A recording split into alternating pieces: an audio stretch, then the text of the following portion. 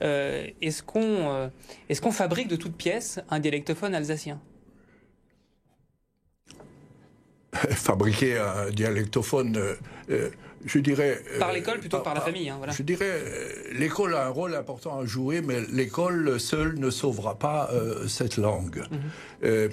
Il se parle quelques 6000 langues à travers le monde et il en disparaît une centaine tous les ans. Disparaît celle qui ne bénéficie pas d'une existence sociale, culturelle, économique, médiatique.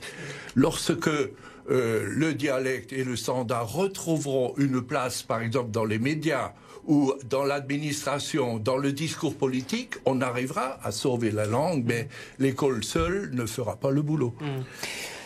Olivier Faron, alors est-ce qu'on peut évoquer ces expérimentations qui vont être menées et peut-être les comparer avec ce qui existe déjà, ce qui est mené par notamment l'association ABCM. Il y a une douzaine, je crois, d'écoles qui proposent... 12 écoles ABCM. Voilà, 12 écoles ABCM.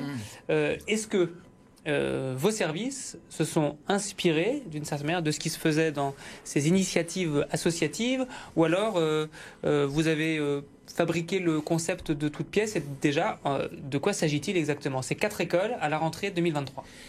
Alors d'abord, le premier message, c'est que ça sera la première fois que l'alsacien, et ça a été rappelé, sera enseigné dans des établissements publics. C'est la première fois.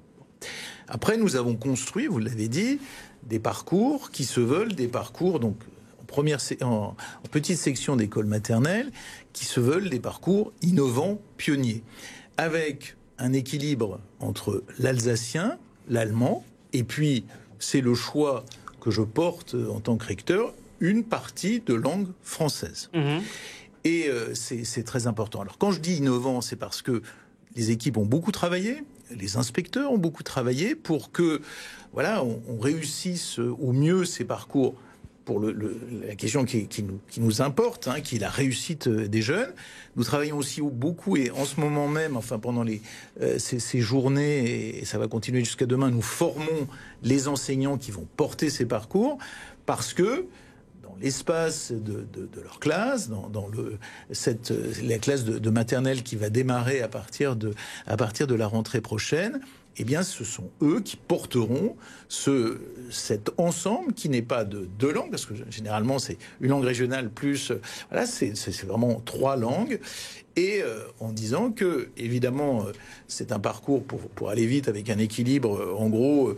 plus de 75% allemand et alsacien, mais aussi une partie de langue française, pour permettre que les jeunes et les parents qui, évidemment, vont choisir cette voie-là, eh bien, les jeunes puissent s'acclimater, puissent faire l'apprentissage à la fois de l'alsacien, de l'allemand, tout en gardant une formation en langue française. Et en ça, vous êtes conforme à la Charte européenne des langues régionales, qui dit l'enseignement de la langue régionale doit se faire sans préjudice de l'enseignement de la langue officielle de l'État. Et aussi, si vous me permettez, effectivement, les engagements que nous portons en tant que ministère de l'Éducation nationale, c'est-à-dire que ces parcours sont effectivement dans le sens de ce que nous portons, nous, globalement, en tant que ministère de l'Éducation nationale. Vous avez parlé de la réussite des jeunes.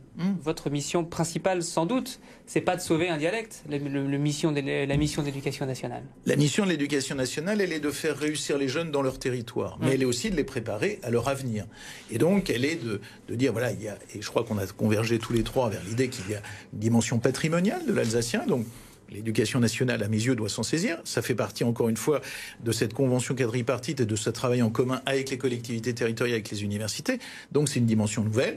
Et en même temps, ma préoccupation majeure, c'est la réussite des jeunes qui sont sous ma responsabilité pour les questions d'éducation. Alors Géraldine Dehaye, vous qui avez des contacts quotidiens plus que ça avec les équipes sur le terrain, ça va marcher d'après vous ou pas? On sait que il y a, je sais plus, quelque chose comme 4 ou 5 nouveaux inscrits par an à la fac en allemand à Strasbourg.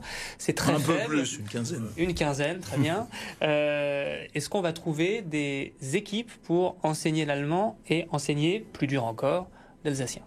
Écoutez, si on doit se baser sur les chiffres des personnes s'engageant dans la filière allemande à l'université, On peut avoir des doutes. L'année dernière, par exemple, vous savez, pour enseigner en classe bilingue allemande, il y a un concours particulier pour être professeur des écoles.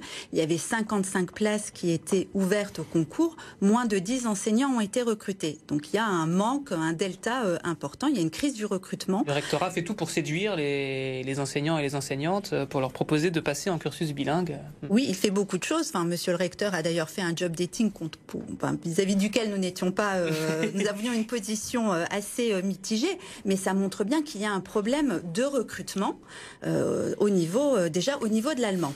Mais qu'est-ce que ça dit de ce projet? Est-ce que ça veut dire qu'il faut d'ores et déjà avoir des doutes sur la qualité et le caractère tangible de ce projet? Je pense que ça dit surtout que ce projet va être limité. Ça ne peut pas être un projet massif. Vous voyez, par exemple, bilingue en allemand, aujourd'hui, 18% des élèves du premier degré sont scolarisés dans des classes bilingues. Ça ne sera pas le cas dans les classes en alsacien. Madame Laporte, la précédente rectrice, avait fait une enquête ouverte à tous les professeurs des écoles de l'académie sur justement leur capacité, leurs compétences linguistiques en alsacien. Seuls 16% des professeurs des écoles y avaient répondu, donc ça montre déjà l'intérêt assez limité. Mais et sur ces 16% de collègues qui avaient répondu, 50 disaient ne pas maîtriser ni ne comprendre. 50% 50%, ouais. 52 exactement disaient ne pas comprendre ni parler l'alsacien. Et 23% disaient comprendre et parler l'alsacien.